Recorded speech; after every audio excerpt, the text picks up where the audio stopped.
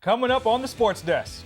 Not one, but 2 times the coverage of high school football. We'll give you the scoop on who's excelling. We'll check in with the North girls tennis team, and we got the digs on which girls volleyball clubs are advancing in the playoffs. And we'll hit the college campus for results from El Camino, bring you the start of the surf season, and give you the Sports Desk Player of the Week. Buckle up, Torrance. The Sports Desk starts right now.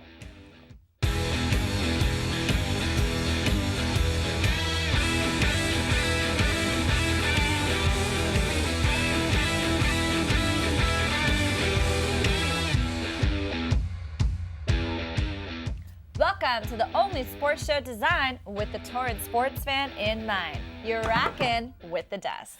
We're your hosts. I'm Cedric, Welton, and this is my co-host, Dani Miskell. I'm ready to talk some sports, Dani. Shall we? We shall. Take it away. So before we get into this week's football coverage, let's catch you guys up on the games that were rescheduled due to the bad weather last week. We left off with the Tartars on the road facing Inglewood. They were up 21 points before the delay and came back to finish the W off by a final score of 35-7. The Spartans played host to the Monarchs for some Monday Night Football. We now head to South Stadium to catch the action. Second quarter action, Drew Nash makes his connection with Jackson Fish on the 19-yard line. After 2 incomplete passes, it's 4th down. Nash finds Denton Lopiccolo in the end zone for this 25-yard touchdown pass. Spartans bring out Bailey Farr to kick the point after. Spartans lead by 7. Nash follows with his comments on Lopiccolo. He's a big part of our team. You know, whenever we need him for long distance, short distance, he's a 3-down guy, and we always need him in. Spartans held on to the lead against the Monarchs and won by the final of 7-zip. While they felt they did not have the offensive execution that they wanted, Coach Matt Mishler does give his defense and special teams praise, while also talking strategy for their next game against West. I think it was our special teams, our defense, I think, really kept us in there. And I think our quarterback managed the game nice in the fourth quarter, even though he was under some duress, and I think that helped because we got some first downs. We ran the clock out and didn't give them another chance. But I think defense, special teams is just good managing the clock in the fourth quarter. We have a quick turnaround. We got 3 days to get ready for West, and we have a lot of respect for them. They've been a good program in our league and in our city for a long time. And, we were beat up a little bit on a Monday here, so we're going to have to really work with our minds and our bodies and just get all that stuff right. So we're ready to play a very tough team on Friday. All right, we've got those results from South versus West coming up. But before we get into those highlights, let's check back in with West and see where we left off with them. We already broke the news that the North versus West game was stopped at half for a final score of 12-7. This sent a seismic shift throughout the Pioneer League standings. This is one of the only games to not be rescheduled on the calendar, and now we know why. I called with Coach Greg Holt for a statement. I didn't have to explain it to him until Monday when we came back out and practiced as a team, but I basically had to make a decision on Saturday. And I was told that we had 3 options, and one was to call the game, leave it the way it was. Another one was to pick a Monday that was a little bit further, down the road, and then the other one was this Monday. And with some of the information that I had, not to go into it because it's a long story, I thought that we all should have played on Monday, but I got the word that one of the teams was going to play on Saturday, and the other team called their game, so I thought that, shoot, I needed to win these next 2 games, so we just said, hey, let's move on and get serious about these next 2 games. As it evolved, which it did, because there was decisions to play on Saturday originally for some teams, but now, it ended up being that they played on Monday, and then we could have played on Monday, and everything would have been the same. So I just decided not to do it, and it's all on me, and the parents and the players didn't like it much, but I was looking for the safety of our kids. And after I made the decision, I wanted to go back and change it to let's play it, but it was too late. We had already made communication with the other schools, and it didn't happen. So I felt bad for the kids. I don't think that a 5-point deficit at halftime meant that, that we should lose the league championship. So I expressed that to my players. I expressed, my apologies to them for maybe taking something away from them that they wanted. But our goal is to get to the playoffs now. We're in the same division, and we could end up seeing each other again, and that would be an interesting ball game. Tough break for the Warriors, but they are a resilient team. They showed us how ready they were to play when they hosted South on homecoming night. Let's take a look. First quarter, Warriors on the move around midfield. Xerxes Reamer on the handoff, and he refuses to go down, taking the ball to the 29-yard line. This would set up the next play. Jacob Moreno off the sweep hits the edge and gets in for the first score of the night. Warriors up 7-0. Still in the first. Warriors on the goal line, and the play action fakes out the entire South defense, and Dylan Cardenas finds his receiver in the back of the end zone. Warriors are now up 14-0. Second quarter now, and the Spartans are looking for a spark, and running back Jackson Fish is looking to pass deep. But it's picked off by Jordan Ontiveros, and he has room to run. That interception would set up this run by Xerxes Reamer. Between the tackles, he gets through the entire South defense and turned on the burners to get in the end zone. And the Warriors now lead 21-0 going into the half. Minutes left in the third, and the Warriors still have their foot on the gas. Xerxes Reamer up the middle with a few nifty moves. Then it's all daylight for a 60-yard score. Warriors are now up 42-0. Now the Warriors wanted the shutout on homecoming, but the Spartans had other plans. Very next play, Jackson Fish muscles his way through the West defense all the way to the end zone for a 93-yard kick return. Score is now 42-7 West. Warriors would get in the end zone one more time with this handoff in the fourth quarter, and the game final would be 49-7. We caught up with the team following their homecoming victory. It's a team sport, and we just really executed as a team today. My linemen blocked really well, and I really love them and thank them for everything they've done, because without them, there would be no me right now. So I just want to thank them and my running back. Everyone really working hard on the team today, so great team win. I'm happy for the seniors. The seniors, they stepped up tonight, and I'm sad to see them go. We came out, we knew that, our last two games have playoff implications, and, it was special tonight. It's homecoming, and we're playing in front of guys that have, worn the brown and gold with a lot of pride. And so I just told the guys to come out and play for them, play for the tradition of the school, play for their families because it was senior night, play for each other, and they did that tonight. They played with a lot of passion, and I thought they really played hard. Glad to see the Warriors are keeping their eyes on the prize, and they're playing very well. West is now 3-1 in league play, and the Spartans are 2-2. Bishop Montgomery is having an amazing season as well behind some very talented kids. They're undefeated in league play and just got through playing Cantwell Sacred Heart. Anthony Chardelli was there for the action. The Bishop Montgomery Knights returned home Friday to face Cantwell Sacred Heart of Mary on senior night, and they did not disappoint. On their first possession, quarterback Matthew Orgel keeps it and charges through a huge hole to cap off a 66-yard touchdown drive. They'd add an extra point to take the 7-0 lead. But Cantwell strikes right back. On their first possession, David Mercado catches the beautiful fade pass from Paul Armijo for the touchdown. The Cardinals tie it up at 7. Then, with time winding down in the first quarter, Orgel gets his second of the game on another QB keeper to put the Knights back up on top, 14-7. Now in the second quarter, after Orgel's third touchdown of the game, the Cardinals try to answer, but the snap goes over Armijo's head, and nice defensive back Pearson Cordova rushes in for the recovery. And just 2 plays later, Orgel shovels it to his running back Kyle Moten, who does the rest as he shakes off one last defender to get into the end zone. That makes it 28-7 Knights. On to the second half, where Cantwell refused to go away. Here, Armijo finds Mercado through the middle for their second connection of the night. The extra point would be no good, 28-13 Bishop. But on the next kickoff, Eric Alvarez fields it and gets through a whole mess of bodies. I don't know how he managed that. And then he goes the length of the field. He gets into the end zone, but Bishop is called for a holding late in the play. That sets them up with a short field.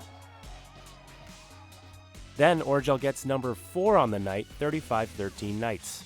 And if you thought tackle football was getting soft, check this out. Moten goes hit stick on Cantwell's Matthew Hernandez. Wow. On the Knights' next possession, Moten would do it on offense. Following a Cardinals touchdown, Moten goes almost 60 yards for the score. That makes it 42-21.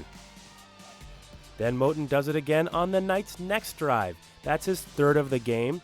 49-21 Knights. They'd go on to win 55-28. I spoke to Coach Hotchkiss about his powerhouse offense. You guys have had a really successful running attack this year with Moten and Orgel. What do you attribute to that success overall the whole season? Well, our line's doing a great job. Those two do a great job at what they call the run option. And if Orgel keeps it, it usually opens up for Moten and vice versa, and they play well with each other. The Bishop Montgomery Knights football team recorded their third straight win at home tonight on senior night against Cantwell Sacred Heart of Mary High School. Quarterback Matthew Orgel rushed for over 100 yards and broke the 1,000-yard rushing barrier on the season, a huge milestone for the senior. Reporting from Bishop Montgomery High School, I'm Anthony Chardelli for the Sports Desk. Thanks, Anthony. With the weather being back to normal finally, all our schools got back to playing on their regular schedules. So let's see how they did. The Saxons shut out Inglewood, defeating them 49-0, pitching a shutout. Check out this clip of quarterback Victor Puello on the read option all the way in for the scramble. That boy good. The Tartars were on the road, and it was their turn to take on the Monarchs, but they fell short by the final of 33-26. Tartars are now also 2-2 in league play. All right, let's take a quick break, but when we come back, we'll hit the courts. Yes, we've got tennis and volleyball playoffs coming at you, Torrance. We'll be right back. Listen, I realize that I'm not perfect, but it all really started to change because you judge me for having a problem. No one is going to know that I need help. I need help. I know that no one is going to judge me for having a problem. I realize that I'm not perfect, but it all really started to change because you listen. Welcome back, everyone. I'm your host, Cedric Welton. This is my co-host, Dani Miskell. Let's jump right to it, Dani. Let's jump right into tennis, Cedric. The North versus West rivalry had another chapter. When the Saxons traveled to the West campus, the Saxons have been stellar in their league play, and they have every reason to yell.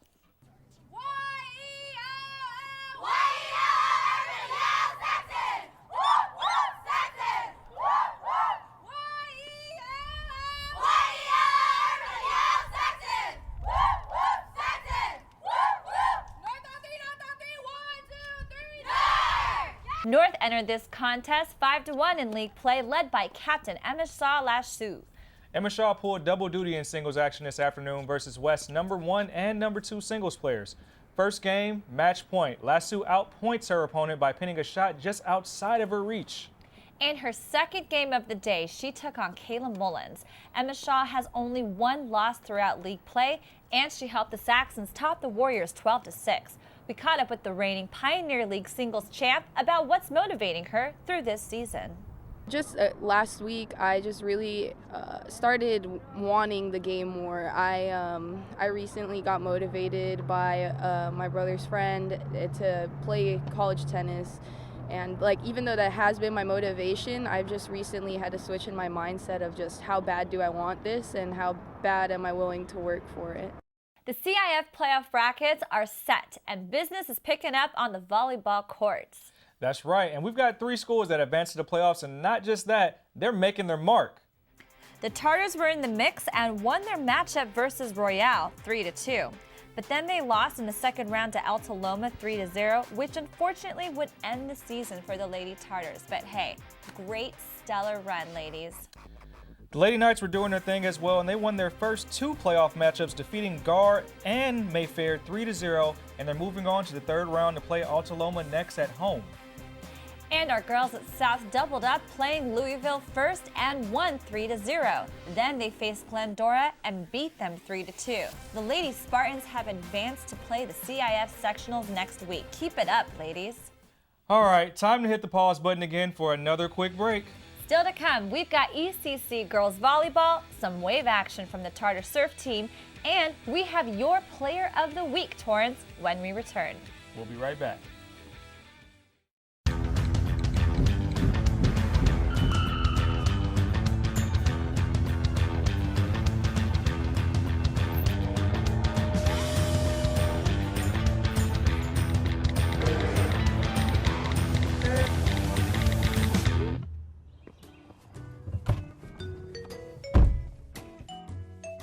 Put down the phone, Rob.